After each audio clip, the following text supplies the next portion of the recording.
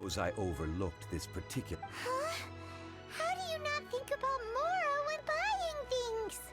If one must always consider Mora before acting, then in all things one is bound by Mora.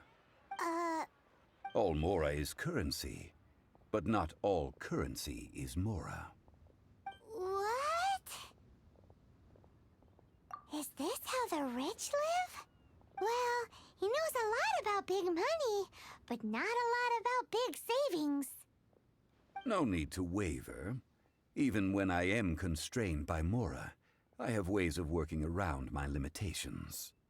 Evaluating the quality of Noctilucous jade is indeed very tricky. As crude ore, there is little difference in texture, lustrousness, and internal pattern between good and bad jade. Only after the item made using Noctilucous jade has taken shape will you be able to see whether it is up to par or not. If you return to those crafty merchants to quibble, they will counter by saying that your crafting bench is to blame, or that your heat control was poor. Whoa! To think it's that easy to get cheated! But there is a way to truly evaluate this jade, and a true insider would know it. A fool sees the pointer and misses the moon. What does that mean? If you point at the moon with your finger, a wise man knows that you are pointing at the moon, while a fool will only see the finger. The patterns, the facade, these are all the finger. Noctilucous jade is a mystical stone used to light up the darkness, and so its brightness is the important thing. It is the moon. Noctilucous jade of excellent quality would have superior pyroaffinity. In other words, the bluer and brighter the luster of the ore under high temperature, the higher its quality. I have imparted the priceless secrets of the jade trade to you. Now, all that's left is to put it into practice. Priceless, huh? Hyman's just said that we might never be able to use it again.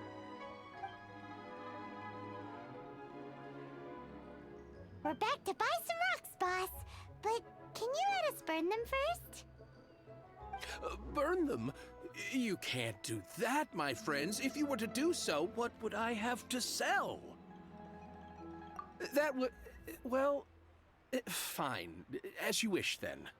How about this? I can take a small... Don't worry. I know the rules. As long as we can prove... All right. Take these as samples. I've carved them off with a knife and tagged them to boot. Aren't these too thick? Even paper's thicker. No, even a bug's wings are thicker. These are almost... Stingy? I've already been very generous. Any more? But wouldn't something this thin go... It can't be helped. Trying to deprive a merchant of his profits would be like forcing a ravenous wolf to vomit up the food in its stomach. Nonetheless, under the right conditions, these thin slices will serve. What sort of conditions? While we add the high temperatures using pyro, we can use hydro to reinforce it from within. This way, the samples will not disintegrate immediately. Oh! Oh, sir, to think you were this learned. Thank you for your understanding. Strictly speaking, asking for samples when we have not yet agreed to purchase the goods is unfair. Trade in Liyue must be based upon fairness. Well, guess we just need to find a place to try this out. You mean at Wanmin Restaurant? As long as we do it when she's not in. That would not do. It is a place where people come and go. They would be endangered if the elemental reaction were to get out of control. Oh, Paimon remembers! We once saw this big pot down at the Dada Upa Gorge in the camp of the Hilly Churls from the Meaty tribe.